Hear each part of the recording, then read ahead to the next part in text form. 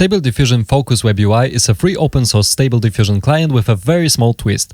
It's made to be as simple and as straightforward as possible, while still giving you quite a few customization options. This WebUI, unlike the Comfy UI and Automatic 11.11, lets the user fully focus on prompting and omits many unnecessary distractions that could potentially make the software less beginner-friendly and harder to use. If you have no prior experience with locally hosted AI software or AI image generation, you will feel right at home here. It's a great solution either if you're just starting out with all this, or you simply want to try AI image generation without getting into technicalities. If you have an NVIDIA graphics card, in most configurations the minimal software requirements are 4GB of VRAM and 8GB of RAM. Still, if you'd like to be able to generate images quickly in all circumstances, I would recommend using the program with a GPU that has at least 6GB of VRAM on board to avoid the software automatically offloading the model to the system memory, which can slow down the image generation process quite a bit. If you have an AMD graphics card, you will also be able to use the software without much trouble. However, note, the support for AMD GPUs is still in the beta stage as of now.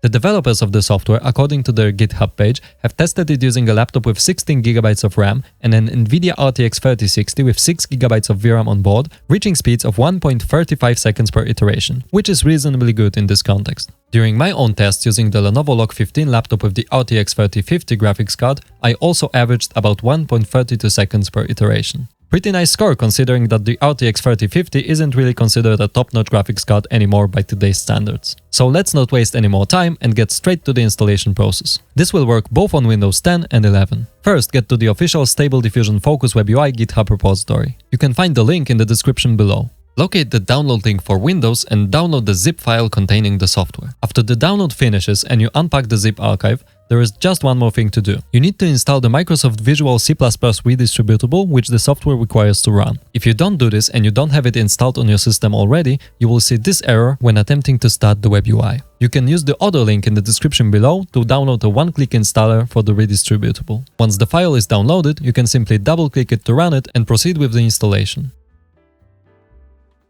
Once that's done, you can come back to the unpacked Stable Diffusion Fooocus WebUI directory. Now you can double-click the run.bat file. Once you do that, the WebUI will start. If you're using an AMD graphics card, you need to do one additional thing, and for now that is to edit the run.bat file so that its contents look like this. The run realistic and run anime files will also have to be modified accordingly as shown below. Note that the very first time you start up the program, the main SDXL model will have to be downloaded before you will be able to generate any images. The models are pretty large, so it might take quite a while depending on your network connection. Once the base model finishes downloading, the WebUI should open automatically in your default browser. Don't close the system console window unless you want to terminate the program. Once you close it, the WebUI will stop working until you run the run.bat file again. If your WebUI opened in light mode and you're not happy with that, simply type the following parameter at the end of the address bar and hit enter. Once the WebUI starts up, you're all done. Type in your desired prompt and upon checking the advanced checkbox, which should be visible after scrolling down, select the proper generation preset in the right-hand side menu and click on the generate button. For the initial test, I recommend the speed preset, which will let you generate a simple image with 30 generation steps, which as you saw before, on a system with a reasonably recent GPU and 6GB of VRAM should take about 1 minute total. As you might have noticed, there are also two other executable files in the main focus directory, the Start Realistic and Start Anime files. These will run different generation presets based on different base models. Note that when starting each of these for the first time, the models they use will have to be downloaded automatically, just like with the main run.bat file. Within the WebUI, you have access to quite a few settings which you can optionally tweak for even better results. Let's quickly go over the most important ones. First, there are the performance modes or presets that I have already briefly mentioned. In general, the quality preset will give you the best results with the longest generation time, while the speed, extreme speed, lightning and hyper SD presets will sacrifice some quality for faster image generations, essentially using less steps in the image generation process. The differences in generation speed can be really large between these modes. Set time differences are quite obviously directly proportional to the differences in steps required to finish the generation in each mode. I did a few tests using an NVIDIA RTX 3050 GPU with 6GB of VRAM on a Lenovo Log laptop, generating an image using the different presets. Here are the results. With the quality preset, the image was generated in about 70 seconds total. The speed preset took about 38 seconds to finish, and with the extreme speed, lightning and hyper SD settings, the image was ready in just about 10 seconds. On the right hand side you can see how long it took to generate images with the exact same settings on my testing rig featuring an RTX 2070 Super with 8GB of VRAM on board. Apart from the generation speed presets, there are also the general WebUI presets. These simply allow you to switch between different WebUI modes utilizing different Stable Diffusion models. Choosing a preset from this drop-down menu has the same effect as running one of the other .bat files from the WebUI directory. Remember that the first time you select any of these, their corresponding model will have to be automatically downloaded before you can start using it. Other settings you have access to from the main screen are the generated image size, the larger the image the longer it will take to generate, the number of images you want, the output format, the negative prompt, and the seed value. The negative prompt is simply a place to type in all the things you don't want to see in your generated image. For instance, if I'm trying to generate an image of a single egg and I'm getting multiple eggs in the output, I would use a negative prompt containing, for example, words multiple objects or 2 eggs to lead the model in the right direction. The seed setting is simply a random number used by the software at the beginning of the image generation process. If you leave it at random, each image you generate with the very same settings and prompt will be different. If you set a fixed seed and disable the random option, each image generated with the same settings and prompt will be exactly the same. Then we have the Styles tab. Here you can pick from many different style presets prepared for you by the creators of the WebUI. These are essentially pre-crafted additions to your prompt, which will be automatically appended to it once the generation starts. Using these, you can easily experiment with different image styles without having to come up with long complex prompts needed to, for instance, get an image which is made to look like a cinematic scene or surreal fantasy art. There are a lot of presets here and you can chain them together in any way you like, so go wild. The next tab is the Models tab. For now, there is only one main SDXL model here, the one that was automatically downloaded when we installed the software. The Refiner is simply another model which you can optionally use alongside the main model to make your generations more detailed.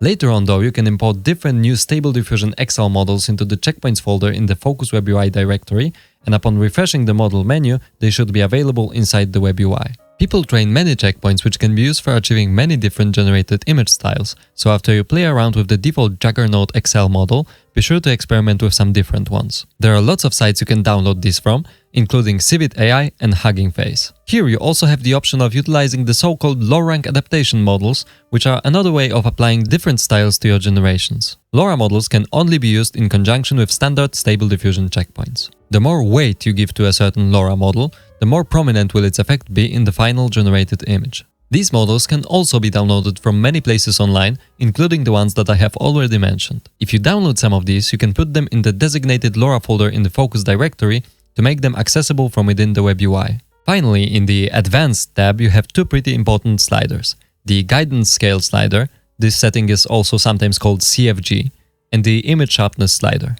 While the second one is pretty self-explanatory, the first one will, simplifying things a bit, increase the vibrancy and complexity of your generations when set to higher values and make your images more washed out and bleak when turned down. What this setting really does under the hood, however, is change how much the image generation process will follow the text prompt you supplied to the generator. Use it wisely. Extreme values can sometimes really mess up your generations here. This is exactly how an image changes when you up the guidance scale setting. Remember when I talked about the image generator seed a while back? To show you how the guidance scale setting affects the generation, I had to set the seed to a static value rather than to a random one, so that the image doesn't change its main contents when I'm restarting the generation process with different CFG setting values. I just thought it would be a nice example of how it works. And this is what effect the sharpness setting has on the generated image. Very subtle changes, as you can see. When you scroll down a bit, you will notice 3 checkboxes in the bottom of the WebUI interface.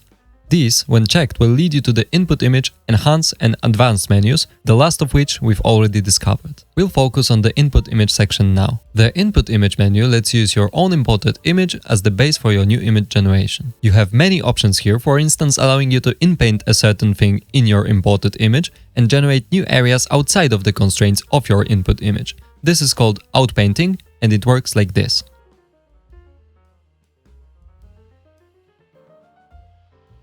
You can keep using outpainting on the same image to get some rather interesting results. Try that with some real photos you've taken.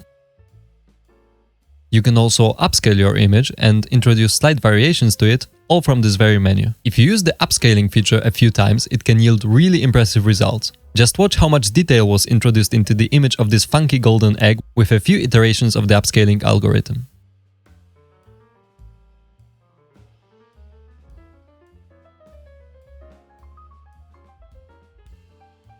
There is also an image prompts tab here, which allows you to use custom imported images as prompts, an idea that came from one of the more interesting features of Midjourney. Here is an example of creating a new image based on an imported one using the image prompt menu.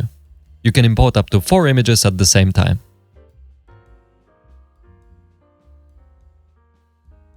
Once again, feel free to experiment with both generated and real imported images. It's a lot of fun. Remember that as you're running the image generation process locally here, no image will ever leave your device without your consent. A huge advantage of playing around with AI in the constraints of your own PC. When it comes to the very basics, that's pretty much it. I hope you found this short guide useful. If you did, I have a few different local AI software tutorials here on the channel, as well as other videos you might be interested in. Thank you for watching and see you in another one. Bye!